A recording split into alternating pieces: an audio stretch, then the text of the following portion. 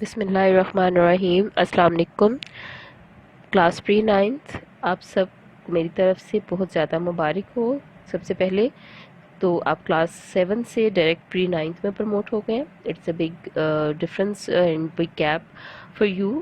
میں امید کرتی ہوں کہ آپ اس گیپ کو بڑی اچھی طرح سے کور کریں گے، اور کلاس 9 کی جو بک ہے جو ہم پری نائنتھ میں آپ کو پڑھائیں گے وہ آپ بڑے ہی دل لگا کے اور بہت اچھے طریقے سے پڑھیں گے۔ اسٹوڈینٹس، جیسے آپ باقی بکس بھی کلاس 9 کے حوالے سے پڑھ رہے ہیں، اسی طرح سے اسلامیات بھی آپ کو ہم 9-10 کی ہی پڑھائیں گے کلاس پری 9 میں۔ آپ کے سامنے اسلامیات لازمی کی جو 9-10 کی بک موجود ہے، اس کتاب کے اندر ٹوٹل سلیبس 9 اور 10 کا کمبائن موجود ہے۔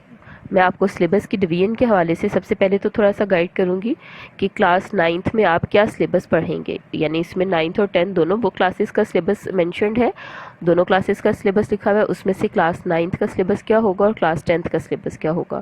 تو اسٹوڈنٹس، سب سے پہلے تو ہم قرآنی آیات کے حوالے سے، جو کہ پہلا حصہ ہے قرآنی آیات کا، صورتوں کے حوالے سے ہے۔ اس میں کلاس 9 میں پڑھیں گے آپ سورۃ انفال، جس کے تقریباً 10 رکوع ہیں اور 75 آیات ہیں، 75 آیات ہیں اور 10 رکوع ہیں۔ یہ مکمل صورت آپ کلاس 9 میں ختم کریں گے۔ اور آگے اگر دیکھتے ہیں آپ تو سورۃ الاحزاب اور سورۃ الممتحنات جو ہے یہ کلاس 10 میں پڑھی جانے والی صورتیں ہوں گی۔ اگر آپ اس کی احادیث کو دیکھیں گے، کیونکہ قرآنی آیات کے بعد اگلا پورشن آ جائے گا احادیث کا، احادیث کے ترجمے اور تشریح کا پورشن ہوگا۔ احادیث کا ترجمے اور تشریح آپ کے پاس ٹوٹل 19 آپ کو احادیث کا ترجمہ اور تشریح دیا گیا ہے، جس میں سے آپ 10 احادیث کا ترجمہ اور تشریح کلاس 9 میں کریں گے، اور ریمیننگ احادیث کا ترجمہ اور تشریح آپ کلاس 10 میں جا کے کریں گے۔ اسی طرح تیسرا حصہ آ جائے گا موضوعاتی مطالعے کا۔ موضوعاتی مطالعے میں آپ کے پاس ٹوٹل 9 اسباق ہیں، جس میں سے پہلے 4 اسباق آپ کلاس 9 میں پڑھیں گے۔ پہلے 4 اسباق کی تفصیل کچھ اس طرح سے ہے: قرآن مجید کا تعارف، حفاظت اور فضائل پہلا چیپٹر ہے۔ دوسرا چیپٹر اللہ تعالیٰ اور اس کے رسول صلی اللہ علیہ وسلم کی محبت و اطاعت۔ تیسرا چیپٹر علم کی فرضیت و فضیلت، اور چوتھا چیپٹر ہوگا زکوٰۃ کی فرضیت، اہمیت اور مصارف۔ یہ 4 چیپٹر آپ کلاس 9 میں پڑھیں گے، اور ریمیننگ کے 5 چیپٹرز جو ہوں گے وہ آپ کلاس 10 میں جا کر پڑھیں گے۔ اب اس کلاس 9 اور 10 کی سلیبس ڈویژن کے بعد ہم بات کرتے ہیں کلاس پری 9 میں کتنا سلیبس آپ پڑھیں گے۔ تو اسٹوڈنٹس، کلاس 9 کا ٹوٹل جتنا سلیبس ہے، یعنی سورۃ انفال، 10 احادیث اور 4 موضوعاتی مطالعے، اس میں سے 50% سلیبس ہم کلاس پری 9 میں انشاءاللہ ختم کریں گے۔ یعنی 10 رکوع میں سے ہم 5 رکوع کلاس 9 میں پڑھیں گے سورۃ انفال کے، اور 5 رکوع کلاس 10 میں جا کے پڑھیں گے، کلاس 9 میں جا کے پڑھیں گے۔ اسی طرح سے احادیث کی بات کریں گے تو 10 احادیث جو کلاس 9 میں آپ نے پڑھنی ہے، اس میں سے 5 آپ پری 9 میں پڑھیں گے، اور 5 آپ 10 میں جا کے ان کو فردر کمپلیٹ کر لیں گے۔ اور موضوعاتی مطالعے میں سے بھی موضوعاتی مطالعے کے 2 اسباق آپ کلاس پری 9 میں پڑھ لیں گے۔ اب اسٹوڈنٹس، اگلی بات ہم کرتے ہیں پیپر پیٹرن کی، کیونکہ یہ آپ کے لیے اسلامیات ایک بالکل نیو پیٹرن پر چل رہی ہے، بالکل نیا پیٹرن ہے اسلامیات کے۔ اس سے پہلے آپ نے اسلامیات کی جو بکس پڑھی ہیں کلاس 7 تک، اس میں قرآنی آیات کے ترجمے کے حوالے سے آپ نے کوئی بھی ایسا کام نہیں کیا ہے جس میں آپ کو قرآنی آیات کا ترجمہ یاد کروایا جاتا ہو مکمل، اور اس کے ساتھ ساتھ اس کا نہ صرف پیپر میں سوال آتا ہو بلکہ ایک اچھا خاصا اس کا پورشن موجود ہو۔ اب یہ پہلی دفعہ آپ کے لیے ہوگا کہ آپ کو قرآن پاک کی صورتوں کا ترجمہ بھی یاد کرنا پڑے گا۔ تو اس میں پیپر پیٹرن کس طرح سے ہوگا؟ سب سے پہلے پیپر پیٹرن کی اگر ہم بات کرتے ہیں تو آپ کا اسلامیات کا جو پیپر ہے یہ کل پیپر ہوگا 50 نمبر کا۔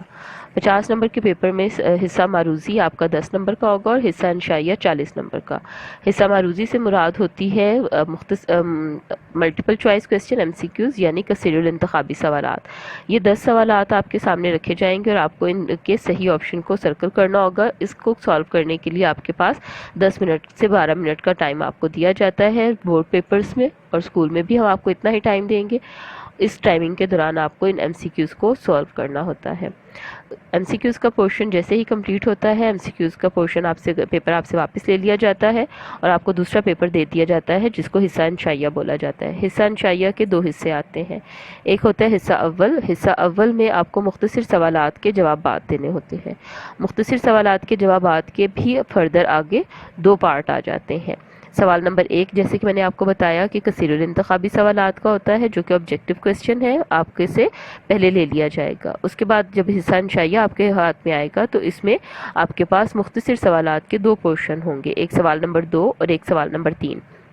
سوال نمبر 2 میں سے آپ سے 9 میں سے 6 سوالات کے جواب دینے ہوں گے، 9 مختصر سوالات پوچھے جائیں گے جس میں سے کوئی سے 6 سوالات کے مختصر جوابات دینے ہوں گے۔ یہ 9 سوالات آپ کے صورت انفعال کے ترجمے کے حوالے سے جو آپ پڑھیں گے اس سے ریلیٹڈ کویسچن آپ سے شارٹ کویسچن پوچھے جائیں گے، یا جو صورت انفعال کی ایکسرسائز آپ تیار کریں گے اس سے ریلیٹڈ جو شارٹ کویسچن ہے وہ آپ سے پوچھے جائیں گے مختصر سوالات کی فارم میں۔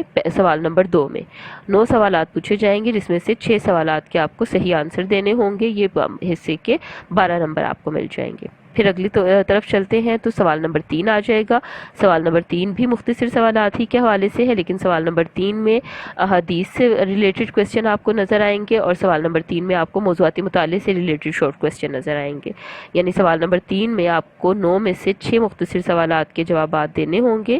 ان 9 کویسچنز کا جو ڈیپینڈنس ہوگی وہ صورت احادیث کے ترجمے اور تشریح کے حوالے سے ہوگی اور موضوعاتی مطالعے کے حوالے سے ہوگی۔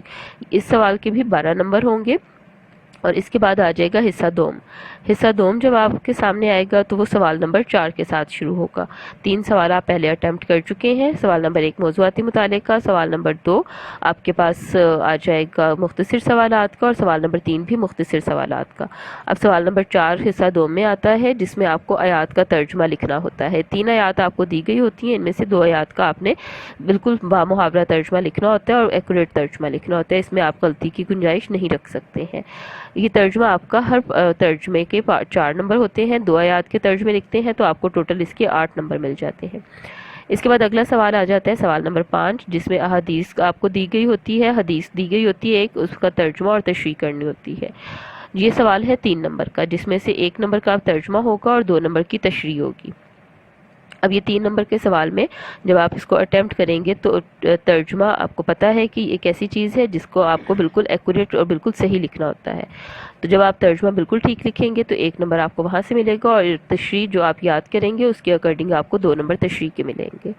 سوال نمبر 6 جو کہ پیپر کا آخری سوال ہوگا، یہ سوال ہوگا موضوعاتی مطالعہ میں سے۔ موضوعاتی مطالعہ میں سے آپ نے جو چیپٹرز تیار کیے ہوں گے ان میں سے آپ کو 2 سوالات دیے گئے ہوں گے، 2 سوالات میں سے کسی ایک کا آپ کو جواب دینا ہوگا، اس میں آپ کو چوائس ہوگی، اور یہ سوال آپ کا 5 نمبر کا ہوگا۔ اس طرح سے کل ملا کے آپ کے 50 نمبر کا پیپر کمپلیٹ ہو جائے گا۔ پیپر پیٹرن بالکل مشکل نہیں ہے، نہایت ہی آسان ہے۔ اگر آپ اچھی طرح سے اپنی تمام سلیبس سے ریلیٹڈ چیزوں کو تیار کر لیتے ہیں تو پیپر اٹیمپٹ کرنا آپ کے لیے مشکل نہیں ہوگا۔ پیپر پیٹرن کے بعد اب ہم بات کرتے ہیں اپنے لیکچر کے آغاز کے حوالے سے، جس میں ہم آغاز لیں گے سورۃ انفال سے۔ سورۃ انفال کے حوالے سے میں آپ کو تھوڑا سا انٹروڈکشن دینا چاہوں گی۔ سورۃ انفال اسٹوڈنٹس ایک مدنی سورت ہے، اور اس میں ٹوٹل 75 آیات ہیں، 1 سے لے کر 75 تک ٹوٹل اس کی آیات ہیں۔ 10 رکوع اس آیت میں پائے جاتے ہیں اور اس کے علاوہ صورت میں ہیں، اور جو یہ قرآن پاک میں اگر آپ دیکھیں گے تو قرآن پاک میں یہ 9ویں سپارے کے اینڈ پہ سٹارٹ ہوتی ہے اور 10ویں سپارے میں کے سٹارٹ تک جو ہے یہ چلتی ہے۔ قرآن پاک میں اگر اس کی صورت کی ترتیب دیکھا جائے گا تو ترتیب کے حوالے سے قرآن پاک میں اس صورت کا نمبر 8واں آتا ہے۔ اور اگر ہم اس کے محل نزول کی بات کریں گے کہ یہ کس وقت نازل ہوئی تو یہ 2 ہجری میں نازل ہوئی تھی، جنگ بدر کے بعد۔ جنگ بدر سے ریلیٹڈ اس میں احکامات جو ہیں وہ آپ کو سمجھنے میں آسانی ہوگی، اور آپ دیکھیں گے کہ کس طرح سے اللہ تعالیٰ نے جنگ بدر میں مسلمانوں کی غیبی امداد فرمائی اور کافروں پر ان کو فتح نصیب ہوئی، اور اس کے علاوہ مختلف جو ہے وہ مسائل پر اس صورت میں ڈسکشن کی جائے گی، جس کے حوالے سے انشاءاللہ ہم چیپٹر وائز جو ہے وہ ڈسکس کرتے رہیں گے۔ سورۃ انفال کے مختلف نام ہیں، جیسے کہ سورۃ انفال کو بدر بھی کہا جاتا ہے اور جہاد بھی کہا جاتا ہے۔ اب اس میں جو ذکر آیا ہے بیسیکلی وہ ہے مال غنیمت کے حوالے سے۔ تو اسٹوڈنٹس یہاں یہ بات سمجھنا بڑی امپورٹنٹ ہے کہ پہلی جو امتیں تھیں ان پر مال غنیمت حرام تھا، مطلب وہ مال غنیمت کو استعمال نہیں کر سکتے تھے۔ اب مال غنیمت کیا ہوتا ہے؟ مال غنیمت ایسے مال کو کہا جاتا ہے جو جنگ اور جہاد کے ذریعے کسی قوم سے آپ کو حاصل ہوتا ہے، غنیمت آپ کو حاصل ہوتی ہے جنگ و جہاد کے ذریعے۔ جب قوم جیت جاتی ہے تو ہارنے والی قوم کی طرف سے جو بھی مال اور جو بھی جنگی سامان اور جو بھی ان کی طرف سے آپ آپ کو ریسیو ہوتا ہے وہ سارے کا سارا آپ کے لیے غنیمت ہوتا ہے، اور اس مال کو مال غنیمت بولتے ہیں۔ تو یہ مال پہلے کی امتوں پر حرام تھا، لیکن امت محمد صلی اللہ علیہ وسلم پر اللہ تعالیٰ نے مال غنیمت کو حلال قرار دیا ہے۔ تو غنیمت کا مطلب کیا ہے؟ ایسا مال جو جنگ و جہاد کے ذریعے حاصل ہوتا ہے۔ اور سورۃ الانفال، انفال ورڈ کا مطلب کیا ہے؟ انفال ہے وہ مال جو کسی خاص مجاہد کو غنیمت میں بطور انعام ملے۔ تو مال غنیمت بیسیکلی سورۃ انفال کا مطلب ہی کیا ہے؟ مال غنیمت، غنیمت کا مال۔ اور انفال وہ خاص مال ہے جو کسی خاص مجاہد کو غنیمت کے طور پر دیا جائے گا۔ تو اس صورت میں آپ کا آغاز ہی جو ہوگا وہ مال غنیمت کے احکامات کے حوالے سے ہوگا۔ جیسے ہی انشاءاللہ ہم اپنے اگلے لیکچر میں سورۃ انفال کا آغاز کریں گے تو آپ دیکھیں گے کہ ہم کس طرح سے سورۃ انفال میں مال غنیمت کے حوالے سے جو ذکر آیا ہے، جو احکامات آئے ہیں، ان کو ڈسکس کیسے کرتے ہیں۔ امید کرتی ہوں کہ آپ کو اپنے سلیبس کے حوالے سے بھی ساری چیزیں سمجھ آ چکی ہوں گی اب تک، اور اس کے ساتھ ساتھ آپ کو پیپر پیٹرن بھی سمجھ آ چکا ہوگا، اور سورۃ انفال کے آغاز کے حوالے سے کہ سورۃ انفال کا انٹروڈکشن کیا ہے، اس میں کتنی آیات ہیں، کتنی صورتیں ہیں، اور کتنا اس کا محل وقوع کیا ہے، محل نزول کیا ہے، مال غنیمت کس کو کہتے ہیں، تمام بیسک چیزیں تھیں جو سورۃ انفال کے انٹروڈکشن کے حوالے سے میں آپ کو دینا چاہ رہی تھی۔ تو آئی ہوپ کہ آپ کو یہ ساری باتیں سمجھ آ گئی ہوں گی۔ اب آپ اسٹوڈنٹس انشاءاللہ اگلے لیکچر میں میرے ساتھ سورۃ انفال کا ترجمہ اور تشریح سیکھیں گے۔ تب تک کے لیے میری طرف سے اللہ